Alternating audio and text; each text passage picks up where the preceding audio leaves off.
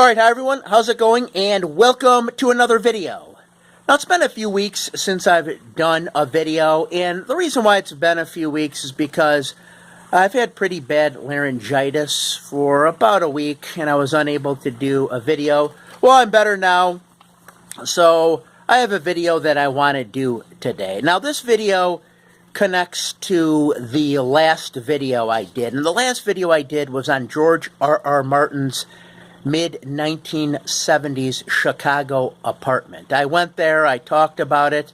I talked about how he wrote his first novel, Dying of the Light, in that apartment. Well, I began to think about this novel, Dying of the Light. I was wondering if it was good or not.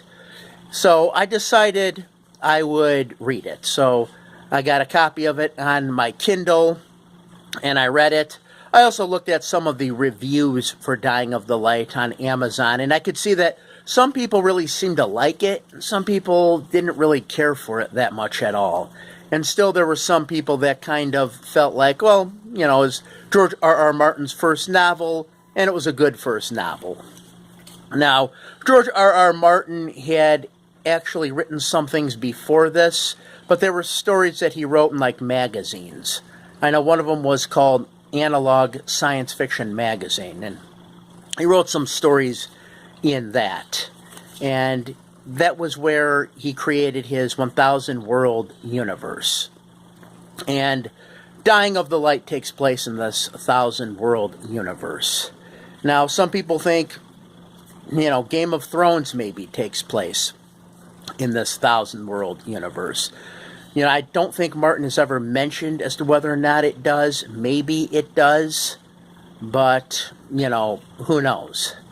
But anyways, I did read this novel, and one thing people do mention about this novel is the fact that it's kind of like a proto Game of Thrones, or, you know, a Song of Ice and Fire.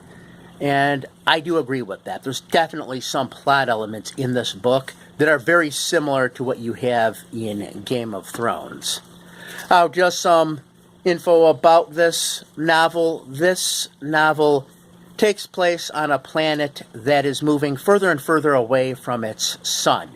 And as it's moving further and further away from its sun, it's becoming an ice world, essentially.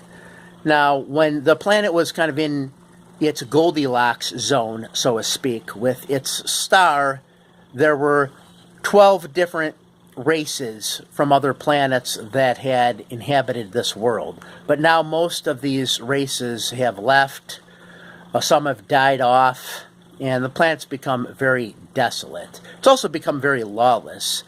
And there are some people, some races that have stayed on this planet, and, you know, there's various reasons as to why they've stayed. Kind of like when Mount St. Helens erupted in 1980, there were some people that would not leave their homes. You know, they for whatever reason, they chose to stay. Well, it's kind of what you have happen here. There's these groups of people and some alien races that have chosen to stay on this world. And like I said, some of them want to take advantage of the planet's growing lawlessness, particularly one race called the Kevlar, because the Kevlar have in their past a tradition of human hunting. And on various worlds and planets, there's laws that prohibit them from human hunting. However, because this planet is lawless and has this growing lawlessness, the Kevlar are able to resume their tradition of human hunting. Now, not every Kevlar wants to do this. It's just the ones that are kind of like the purists of the Kevlars that want to do this sort of thing. And they hunt humans with these lasers that have like a 15 to 20 second delay between laser blasts to give the humans kind of a sporting chance to get away. They also hunt humans with these kind of, I would describe them kind of like as rat-wolf type dogs to kind of hunt down the humans. That's one of the creatures in this book, are these like big like rat wolf hound type creatures. And there's not a whole lot of creatures in this novel, just like there's not a whole lot of creatures in A Song of Ice and Fire, but there are some. there are some. I don't think George R. Martin ever liked to include a ton of creatures in his fantasy or space opera. This novel, although it's classified as a science fiction novel, I would consider it more of like a space opera. It has a lot of elements of space opera, I think. But yeah, that's kind of what you have happening. This world is moving further and further away from its sun. It's becoming an ice world. And the main character in this is a character by the name of Dirk. And Dirk's former girlfriend sends him a distress signal. And Dirk comes to this, rogue planet, and he finds his former girlfriend there. He's not really sure why she had sent him this distress signal, what was going on. But soon he finds out what had happened, because these Kevlar beings that I mentioned before are, very warlike. They're kind of like barbarians. In fact, I think that these Kevlar beings are very similar to the Dothraki in Game of Thrones. Very similar. That's where I would kind of say that this is kind of like proto Game of Thrones, because these things are like proto Dothraki in a way. And one of them is even described as having this like really like disfigured face, kind of like the Hound in a lot of ways. He's kind of like proto Hound. Like in Game of Thrones, you have the Hound, but yeah, this guy's kind of like proto Hound. So yeah, you do have that. And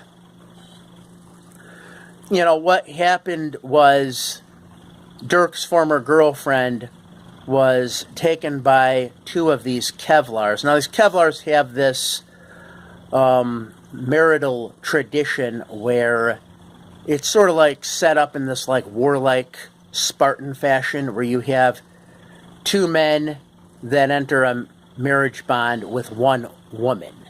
So these two men are kind of in this like brotherhood, camaraderie bond, and then there's a woman that enters this bond as well. And the novel gets into the whole history and tradition of that, how that came about.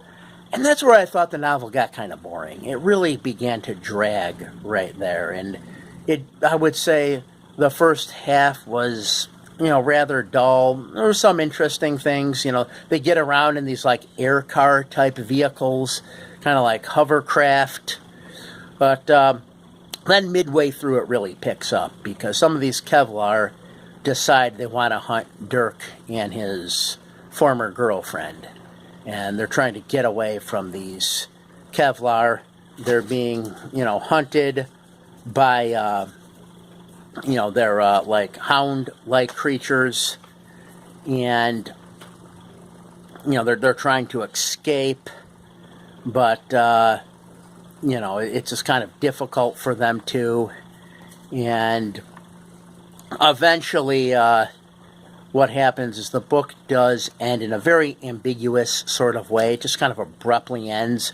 Sort of reminiscent of how The Sopranos ended, where The Sopranos just like went black. So, yeah, it just kind of has that kind of an ending to it. I didn't care for the ending as well. In fact, this book was never what I really wanted it to be. What I was hoping it would be was I was hoping it would have Dirk and his former girlfriend trying to escape from this world as this world's becoming more and more of a frozen planet. But, that never happened. So I kind of thought that was a little bit of a disappointment, because if I wrote this novel, I would have that like escape from this planet kind of scenario, that the planet's moving further away from its sun and it's becoming more frozen, and they have to find a spaceship somewhere, and they have all these adventures trying to get to it. I would have had it more like that. Instead, they do have the plot of these Kevlars trying to hunt them down, and that's kind of interesting. That's a lot like that classic plot, and you've probably seen this before in movies or books or TV shows, where you sort of have these like wealthy people and they're like big game hunters, but then one of them decides, I think we should hunt the most cunning of all animals, man. and then they like will hunt a human. Kind of like the movie Surviving the Game, which came out around 94, 95. This is kind of like that, but I would say, it has a different spin on that. Definitely a bit of a different spin on that sort of a scenario. So, it's not that plot exactly, but it did remind me of that a bit. And, yeah, when this book had come out, it had a number of different book covers. And I really like these covers. I want to show some of these right now. Here's one of them right here. I really like this cover. As you can see, kind of shows a brick wall with like a window, and then there's a face looking, through the window, and the swirly color pattern behind the face. It's very psychedelic. I really like this cover a lot. Like a lot of these like book and also album covers from the 70s. They had that kind of psychedelic look to them. This one right here, this is a more recent one. So it kind of reminds me of sort of like a movie poster, doesn't it? This really looks like a movie poster. But yeah, some interesting book covers that Dying of the Light had, that's for sure. But there's another one. This shows one of those like air cars I was talking about earlier. They get around in these like air car type things. So it kind of looks a little like a manta ray, kind of. And there's this like big tree. That tree is in the novel, from what I can remember.